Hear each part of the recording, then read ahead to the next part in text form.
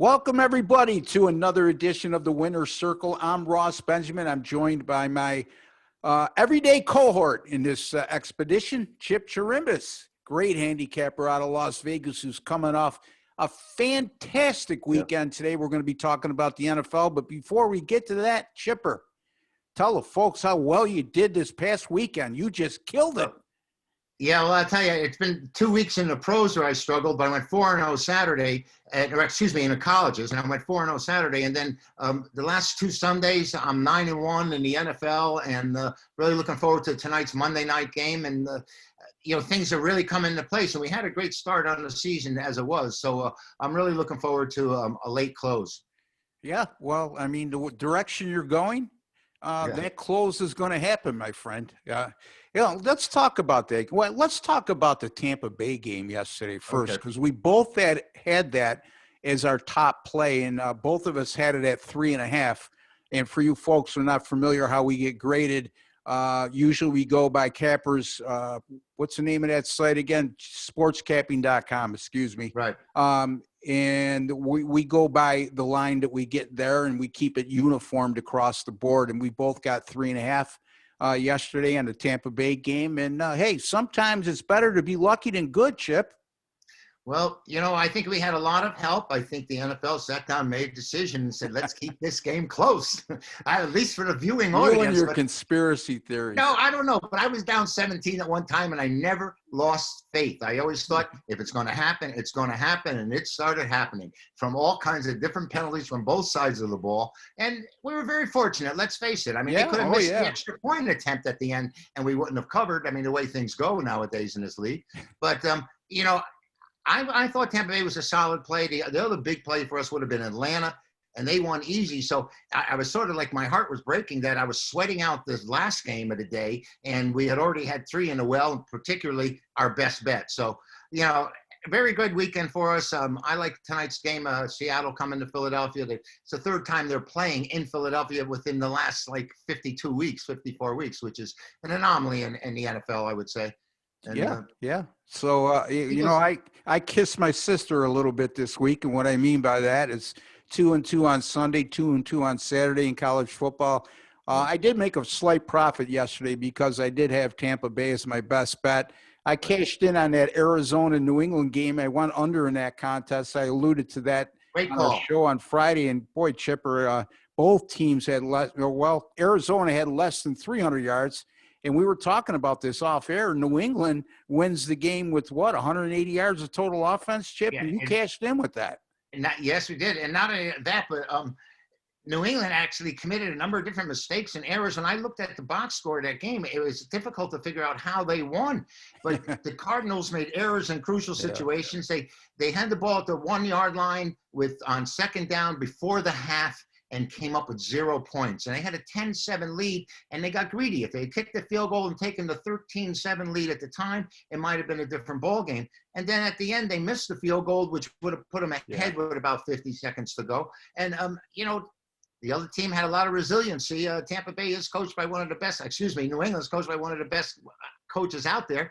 And you make mistakes against this team, and he makes you pay, even though they had less than 200 yards offense, 69 passing yards. Yep, finds a way. Third in the league today. I mean, Denver, we can understand. They got a wide receiver who wasn't even drafted, who's quarterbacking.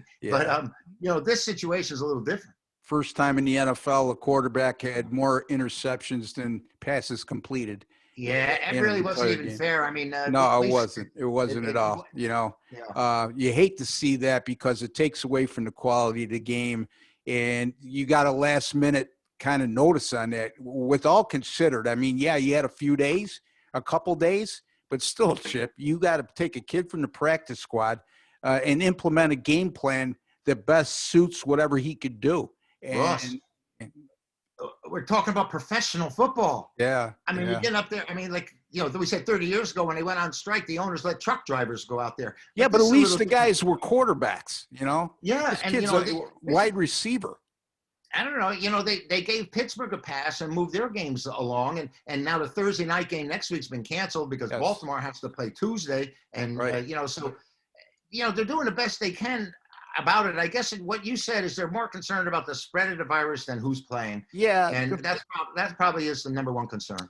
yeah, and it should be. I know we differ on this to a degree, but every circumstance is different. In other words, it would be easy to say, well, if you made Denver play without any of their quarterbacks, why don't you make Pittsburgh or Baltimore play? Well, because there's still a lot that needs to be satisfied. If you got 10 guys that have tested positive for COVID-19 like Baltimore had, and you're also doing contact tracing where another 12, 14 players who have been in direct contact with the guys who tested positive, you got to make sure that 72 hours goes by and they haven't tested positive again. So there's a lot more to it than just why are you making go ahead. Just as well, the game now being played on Tuesday, we're talking about the Baltimore Pittsburgh Steelers game, and the line has gone from 4 to 10. Right. So I don't know if you saw that today, and I mean that's a huge number for a jump. Well, it's because you're going from Lamar Jackson to RG3, number one. And number two, I saw today that Pittsburgh hasn't practiced since the 21st. Yeah. And now we're at the 30th right now, and so there's issues there, I guess. I mean, Baltimore hasn't practiced since the 21st. Yeah, we might see some sloppy play, at least early on in that game, but we'll see. I mean, it is what it is, Chip. It's the day and age in which we live, and it's an equal playing field for everybody. And some teams have done way better with this COVID-19 crisis than others. Some don't. I mean, the Raiders, for example, early in the year, didn't they? You're right there in Las Vegas. They had that incident where they had 15, 20 players at a party, didn't they? So they weren't protecting themselves either. No. And again, it's every team is its own different entity, and every discipline by head coaches is different. So we'll see. Anyway, let's talk about football. Tonight we're looking at the Seattle Seahawks at the Philadelphia Eagles. I did not use this game. I don't know if you did, Chipper, but right now as we speak, the Seahawks are a 6.5-point favorite. The total is 48.5. And this game opened at 3.5 and 53. So a big move to the Seahawks, a big move to the under. Chip, I swore all year, if Seattle has a total of under 50, I got to play the over, meaning 49.5 or less. And I went against myself today because that line move scared me a little bit. And, 2 times this year, they've had a total of 49.5 or less. They went over both times anyway. That's on the total. What's your thoughts on this game, Chipper? My thoughts are Seattle defense is going to come up with a turnover. They're still last in the league, I believe, our 30th or 31st, whatever. Carson Wentz does nothing but turn the ball over. He's a turnover machine, and he fumbles the ball as well as throwing it up in the air. And as a matter of fact, they're starting to call him jump ball Wentz because when he throws the ball, anybody can get it. But Philadelphia has lost to this team twice last year, once in the playoffs, 17-9, and the other game was 17-9.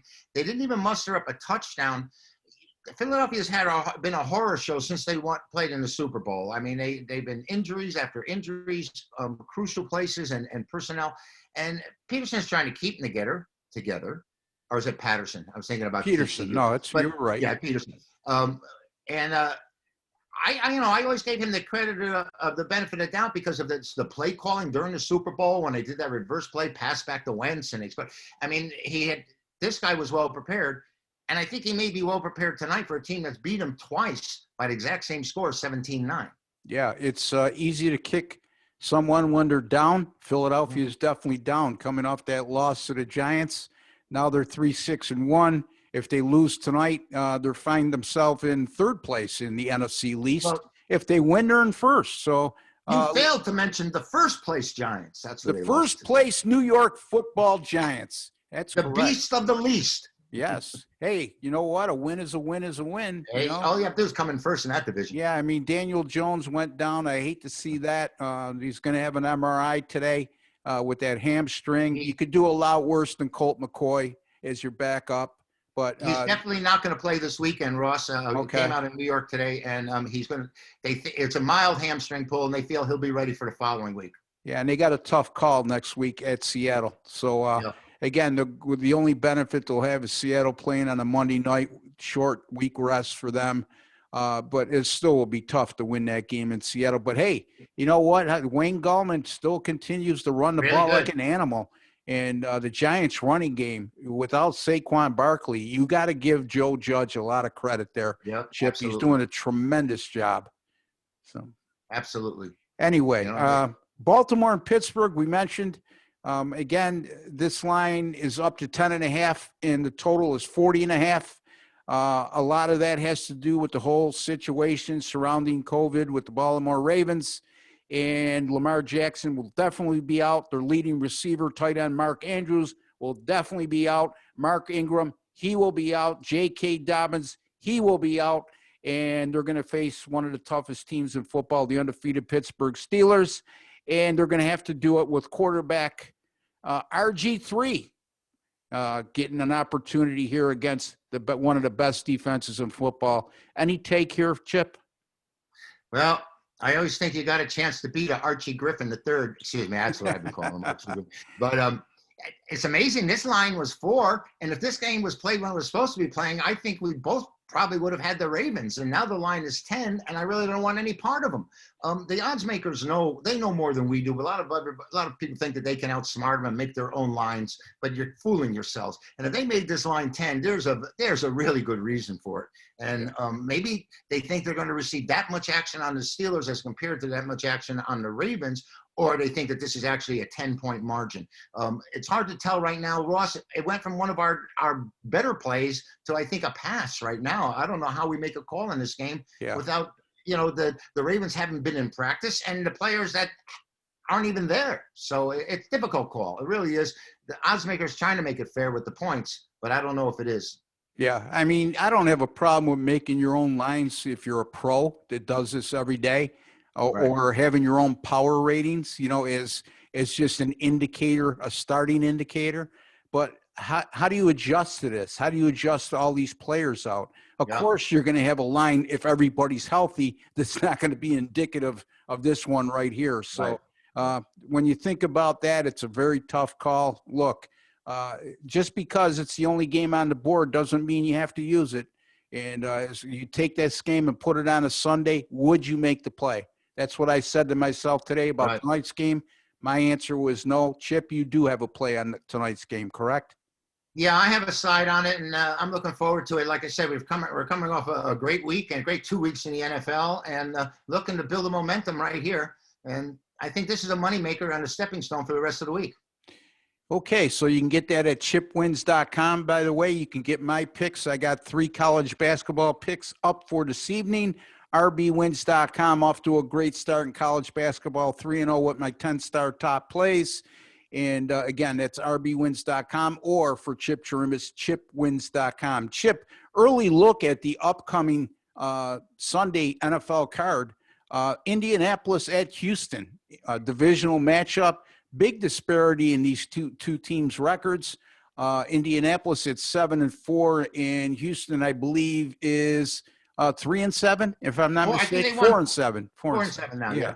So, and it's only Indianapolis right now. They opened at 3.5. We saw a quick move here, Chip, where it's gone down to as low as 2, and most places have it at 2.5. Certainly raises a red flag, doesn't it? Well, it's too bad Houston doesn't have any kind of a running game, Ross, because here we were touting, all of us touting the Indianapolis Colts, I beg your pardon. The Colts is defense, particularly against the run, and they were shredded yesterday. 179 yards for Henry, and he looked unstoppable. And that Tennessee team all of a sudden turned the mojo right around on us, Ross, because we thought it was flowing the other way. Big mistake on our part. That was my only flaw in the day yesterday. But what happened to that Indianapolis defense? Did we misread them, or is all of a sudden are the Titans putting it together and understanding that they're going to have to run the ball, and they rammed it right down their throats? No one wanted to tackle that guy yesterday. I didn't. Yeah, I was sort of surprised. Well, no, I wasn't I was very surprised. Not at the fact that, look, I could take a loss, but I totally miscalculated that game. I just thought that both teams were headed in opposite directions, as you just touched upon, Chip. I thought the difference in that game would be Indianapolis's defense, and they ended up being a weakness. So, again, that's why the NFL is so unpredictable, and you have to once in a while make uncomfortable plays. That may have been one of them, especially if you looked at the game a couple weeks ago on a Thursday night. Indy dominated that game, and then, Tennessee just flipped the script on them. All right. That's another. Sorry, Russ. That was another thing. That all of a sudden, I'm watching this game. I'm saying, we had the opposite side 2 weeks ago. We had the same side 2 weeks ago. We won big. And I don't like doing that. Should have given more consideration to the dog. Yeah, I know. I don't like doing that, Chip. I know we discussed that before. I even don't like doing it on totals. If one game went over the first time, I like going the other way the next time. Sure. If anything, okay? If I used to go. We misread it for sure. Absolutely. That happens. Hey, you know what? We're transparent. When we're right on, we brag, and when we're not, we own up. This is not an exact science, Ross. No, not the last I checked. And it's been pretty much like that for the last 20 years for me. And I don't want to say how much longer for you, by the way. So, well, all I got to say is, we needed help in that Tampa Bay game. And yes, and we got it. Once said that the officials are there to see to it that the players have nothing to do with the outcome of the game. Yeah. And maybe they had nothing to do with who won or lost, but they certainly had something to do with who covered that number. So a perfect example, I always say, Chipper, when we win games like that we didn't deserve and we backdoor our way in, right. we forget about it. We think it's owed to us. We forget about it. We don't talk about it. Yeah, it is owed to us. Saturday, I have Texas A&M minus 14.5. 20-0 against LSU. LSU hasn't done anything. Yeah. They go on an 80-yard drive and score a touchdown with 38 seconds to go to beat me. That leaves an empty spot in your stomach. It was a difference between a 3-1 and a 2-2 day. Well, anyway. I can imagine the people that had Kansas City yesterday jumping out that 17-0 lead and having a 17-point lead entering the fourth quarter had to feel pretty good about where they were. Absolutely, because Tampa Bay wasn't doing anything offensively. No, it's the name of the game. Couple roughing the quarterback penalties, which we talked about off air. I mean, I think that's gone beyond ridiculous. Yeah, if you can't block a pass now, you can't put your hands up to block a pass. No, it's ridiculous. It really is. I get trying to protect the quarterbacks. They're very high priced to start with, and it's what every NFL fan. Their center of attention is always a quarter. I get all that, okay? But it's gone beyond ridiculous, like I said. New Orleans at Atlanta, another one that jumped out, Chipper. Yeah. New Orleans right now, first place in the NFC South at 9-2, and then all of a sudden Atlanta's starting to turn the corner a bit, or look like they are, as they just absolutely annihilated Las Vegas yesterday. 43-6. Who saw that coming? Raise your hand. Now put it down because you're a liar. I had Atlanta. Well, yeah, but I don't think in your wildest dreams you would have predicted that lopsided of a score. I don't care if I win like Tampa Bay or if I win like Atlanta. Just get over that. They don't pay you for style points, right, Chip? No. You didn't go up to the window with your ticket yesterday and say, "Hey, I had Atlanta. They won 43-6. They were not, against." I should get a bonus dollar for every point above the number. Give me an extra 100. Come on, there's no merit system, So unfortunately, anyway, and it goes when you lose too, right, Chip? They don't charge you extra when you lose by 4 either. No. So anyway, Atlanta, again, 4-7. The New Orleans Saints 9-2. Sort of bit of a short number in a lot of people's eyes. I know that it jumped out at you. 3, I'm seeing a couple 3.5s now too. New Orleans being the favorite. Total 47.5 down to 46. And what's your thoughts, Chip? My thoughts were, if I'm a Saints backer, I'm going to hope Drew Brees stays on the sideline as long as he can, because it just doesn't seem to matter who starts at quarterback. Wasn't Bridgewater like 6-0 against the number and 5-1 straight up last year when he took Brees' place? And now this Hill is at least 2-0, and he has a great history of winning when he's under the center for the Saints.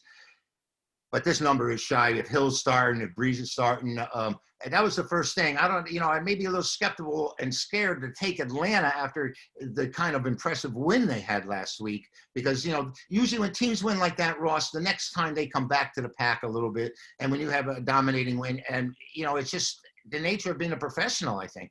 And when you have a game where you're blown out, they rally the forces and seem to be able to play better the following week. Except if you're the Jets, of course, of which you got no chance. But very good point. And you always make but that I mean, point. it's this Atlanta team here, 2.5 now, 3.5. 3.5 makes it a little more palatable.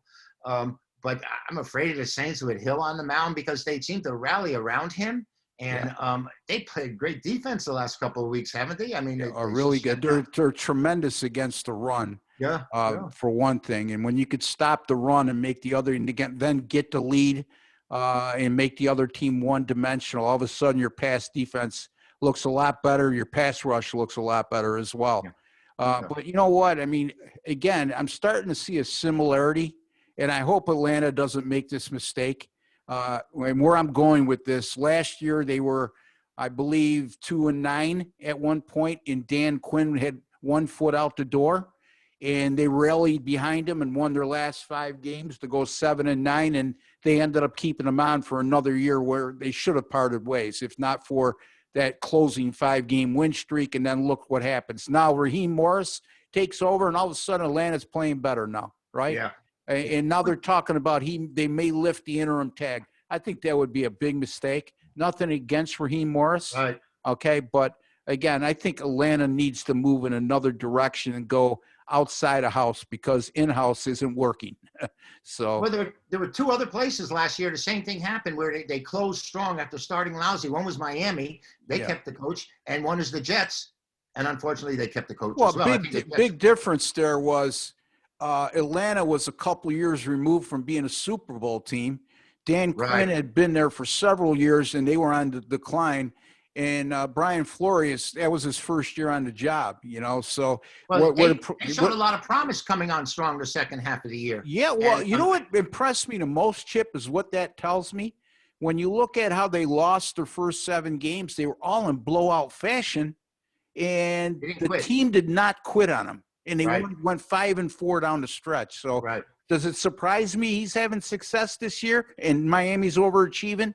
Absolutely not. And you said it best. They look like a team that has good culture, that likes playing with each other, that likes playing for their coach. Their body language emulates that. So, again, we'll see what happens going forward. I just think it would be a big mistake with Raheem Morris being kept on. In any event, college football last week, not a lot to really report on. Chip, do you have anything that caught your eye last week? I know you had a great week, but anything that was worth noting from a betting perspective that you'd like to share? I cashed in with Penn State finally, and that was great. And you made a great call. A game that I passed and didn't have the standings, as we say, to post was Oregon State, and they beat Oregon outright. And I was so afraid that one, and I had that game written up, and you posted it, and I passed on it, and I really wish I had used it.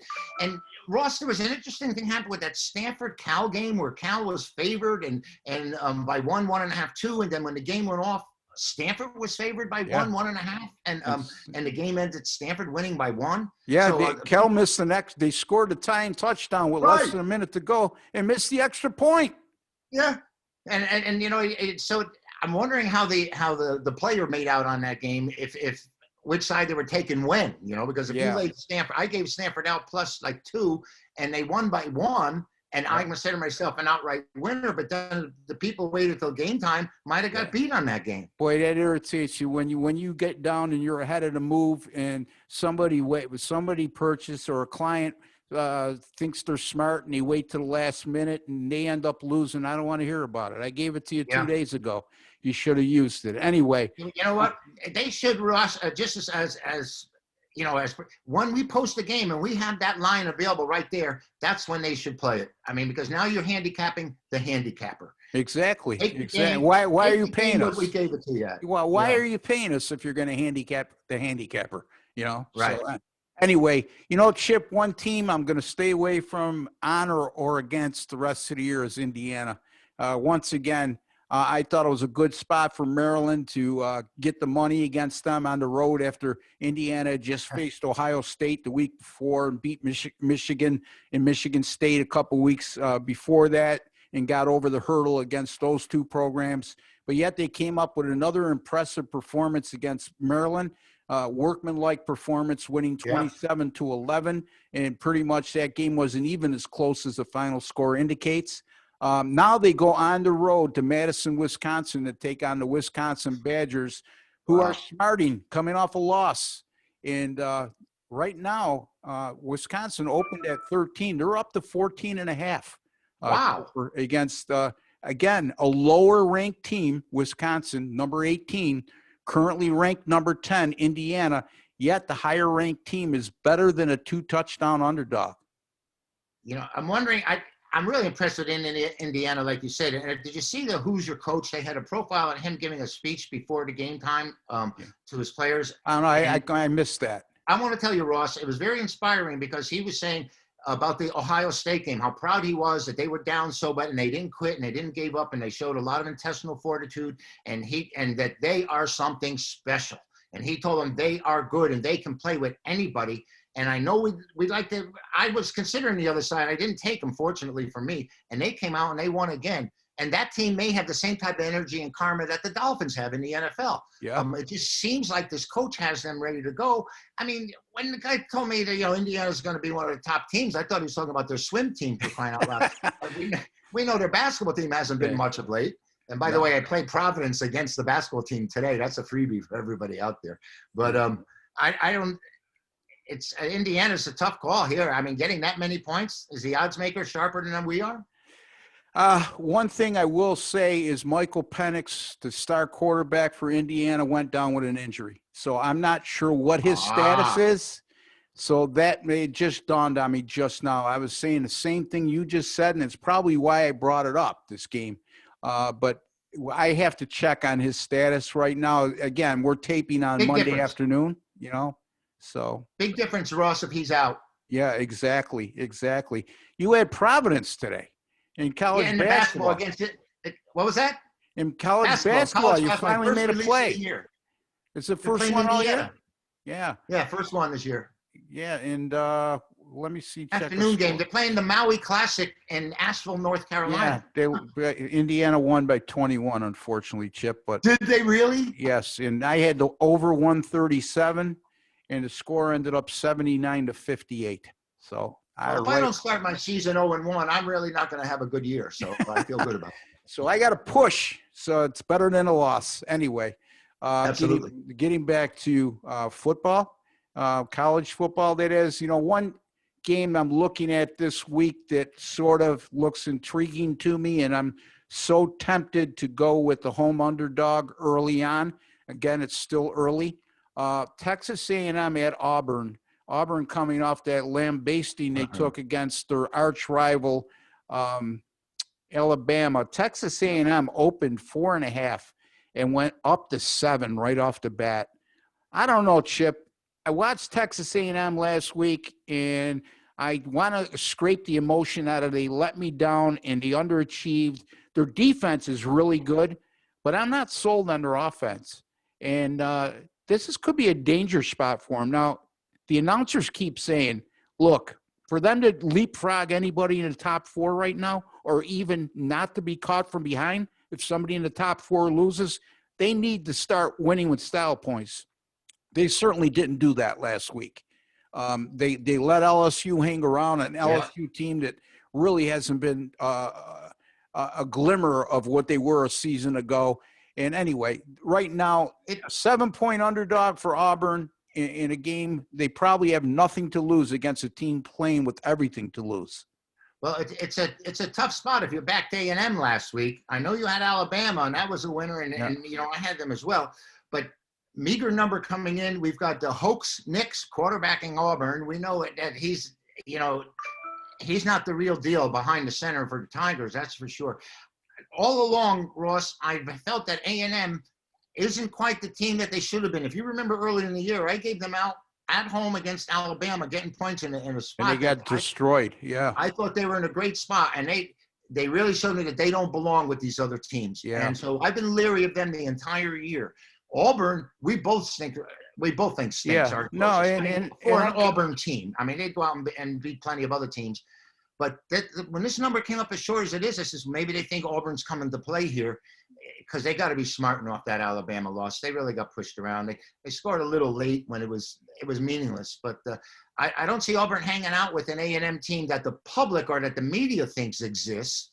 Yeah. But I can see them hanging out with the team I think I've seen. Yeah. Texas A&M, the eye test, I've seen them a couple times this year. They don't measure up to the number 5 team in the country or what we think a number 5 team in the country should look like. I think they get a lot more because of their brand name. I think they get a lot more respect because of Jimbo Fisher. And I think they get a lot more respect than they deserve because they play in the SEC. But we'll see. They can make both of us look bad. Any closing thoughts, Chips? Anything in the sports world right now that you want to share with the viewers and listeners that's perturbing you at this point in time? Well, no. Usually you have something. Thanks for the opportunity. I figure you could do it on a national stage. I'm just really anxious. I'm really anxious about the college basketball being underway. I've won a number of handicapping tournaments out here in Las Vegas with the collegians. And so ready to get going. Of course, we're going to have NBA in late December. And, Ross, you and I right now are so busy with what we're doing. Yeah. I think that it's good for us that they're coming in stages, because if we had to do the NBA and the college basketball with the college football and the NFL all at the same time, and it gets overwhelming. And thank goodness, hockey. What do I know about hockey? Keep that on the side. We'll keep the hockey on. We'll keep the hockey on ice. Listen, I'm a big hockey fan. Okay, but I don't try to take time handicapping a sport that nobody buys, Yeah, right. Unfortunately, I'd love to do it. I do it during the playoffs because there's a lot more interest generated at that point in time, and you're getting down to the nitty gritty and what you could wager on that means anything. But during the year, I'm a Buffalo Sabres fan. I cheer for the Buffalo Sabres, but I do not bet on hockey. I do on handicap hockey until the playoffs. Having said that, Chip, we are fortunate that we have a little bit of space and time here. But you know what? This is the life and profession we chose, and we handle it as it comes along. We adjust on the fly, Yeah. And I think that the NFL is a living proof, and as well as the college football. I mean, games being canceled and new teams being slipped into the same slot. Yeah, we got to keep up on this. We've missed out on a couple of games for that time. And, a couple of weeks ago, I thought UCLA was primed. I thought they were ready to win, and they canceled the Utah game, and they slipped Cal in there, and they destroy them. Yeah. And it didn't matter to me who the opponent was going to be. They were just in a position to really put together a good effort. Yeah. And we lost that game. Plan for a team all week like UCLA did, and then 2 days before you make that schedule change, okay, you're playing Utah, and you're not playing whoever they were supposed to be playing in that week. I don't recall. Right. But it's the other way around. They were supposed to play Utah. They ended up playing Cal. And they crushed Cal. But that's what we're dealing with. That's all we're trying to say. So there was 15 games canceled in college football this past week. 15. Well, I know that 3 straight weeks, 2 weeks in a row, they took my top play away on a Saturday. And last week, of course, we have to make adjustments. All right. Okay. Enough. Stop already. You went 8-1 this past weekend, you greedy son of a gun. Anyway. All right. Cut down on plays. It's time for us to wrap up. Again, folks, you could find our premium paid selections that our clients get. You could dabble into that as well, or you can call us direct. Our phone numbers are right at our website. For Chip, you go to chipwins.com. He's got a Monday night winner up tonight in the Seattle-Philadelphia game. I have 3 college basketball games up for sale right now, all in the same package. That's rbwins.com, chipwins.com, rbwins.com. Folks, until tomorrow, good luck and God bless.